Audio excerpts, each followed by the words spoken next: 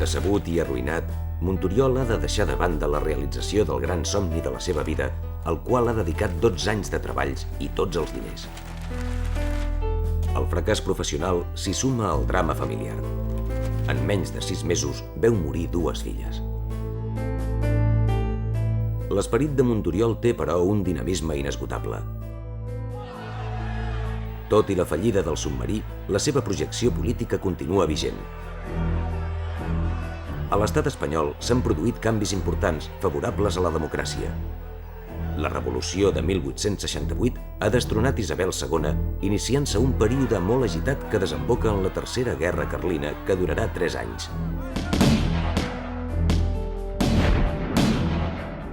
Malgrat tot, el procés revolucionari culmina en la proclamació de la Primera República Espanyola al febrer de 1873.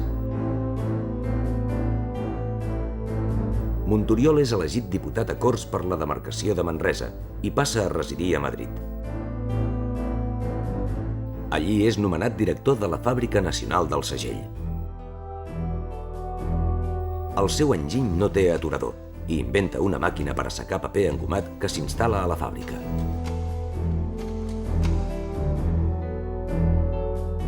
D'altra banda, ha perfeccionat una màquina de fer cigarretes que va inventar 20 anys enrere i la vol explotar industrialment. L'administració de tabacs decideix fer-ne una prova. Però les cigarreres manuals suposen el seu ús i la destrueixen. Monturiol rebrà una indemnització per danys de prop de 17.000 rals. De sobte canvien les coses. El cop d'estat del general Pavia posa fi a la Primera República, al gener de 1874, i inicia un procés que culminarà amb la restauració de la monarquia borbònica en la figura d'Alfons XII, fill d'Isabel II. Monturiol és destituït de tots els càrrecs. Però no marxa de Madrid. Hi té assumptes pendents i vol assajar-hi un nou invent. Es tracta d'un canonet portàtil, d'ús personal, per ser utilitzat en la guerra contra els carlins. La prova s'efectua als voltants de la Casa de Campo. Els resultats els explica el mateix inventor. El canó s'ha rebentat. El cartutx ha recorregut la meitat del canó i la bala s'hi ha quedat a dins. La meitat posterior no sé on ha anat a parar, perquè l'indret és molt escabrós.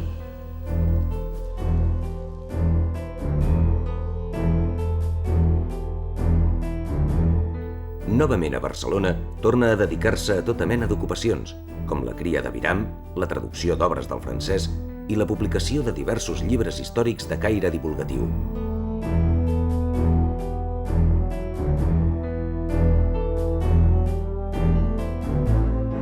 La seva situació econòmica esdevé tan precària que ha de vendre's la biblioteca.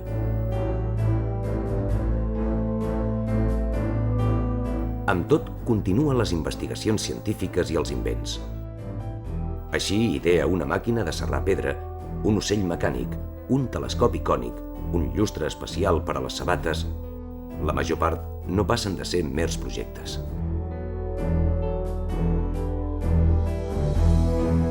El 1879, quan té gairebé 60 anys, troba una ocupació fixa. Entra a treballar en una entitat bancària que més tard prendrà el nom de Banc de Mataró i al cap d'un any n'és nomenat caixer.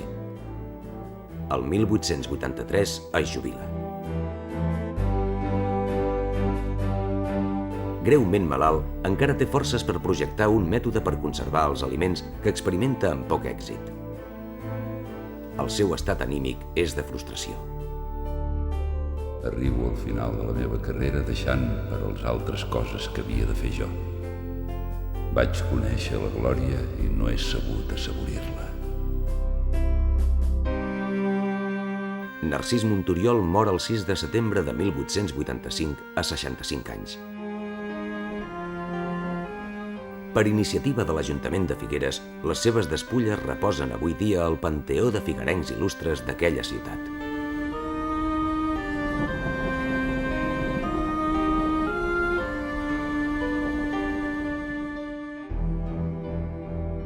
Amb la seva vida agitada i la seva formació autodidacta, s'ha considerat Monturiol com el prototipus d'inventor heroi del segle XIX, idealista, aventurer, que creava el seu invent del no-res.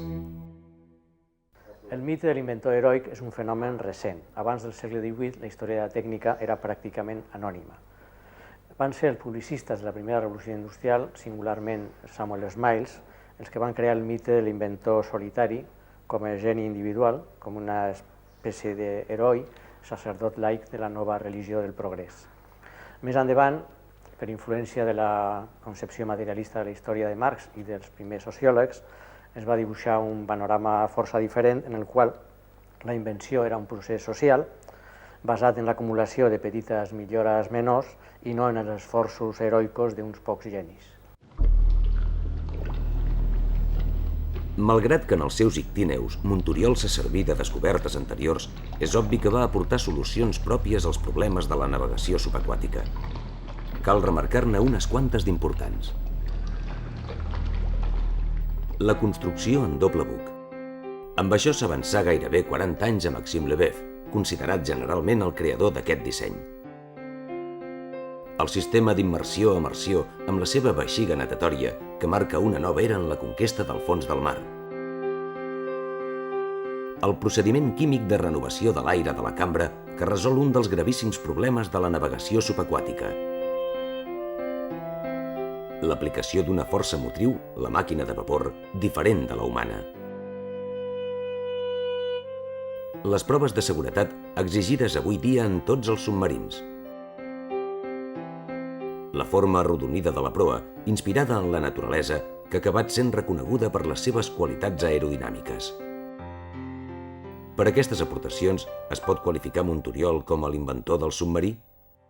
El submarí és un element tècnic fruit d'una llarga evolució, sobretot a partir de finals del segle XVIII fins a principis del segle XX, encara que abans molta gent va somiar amb el submarí. És un d'aquests somnis tecnològics que formen part de la nostra tradició cultural.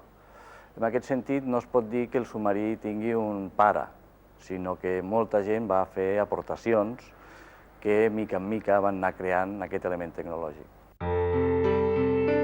5 anys després de la mort de Monturiol, Isaac Peral, considerat un dels pares del submarí modern, pogué aplicar l'electricitat acumulada en condensadors com a força motriu del seu submergible, un sistema desconegut en el temps de Monturiol. Amb tot, segons diferents experts, no és fins al 1899 que el francès Maxime Leboeuf, amb el seu Nerval, aconsegueix el primer submarí realment operatiu en alta mar, que esdevé l'arquetip durant les primeres dècades del segle XX.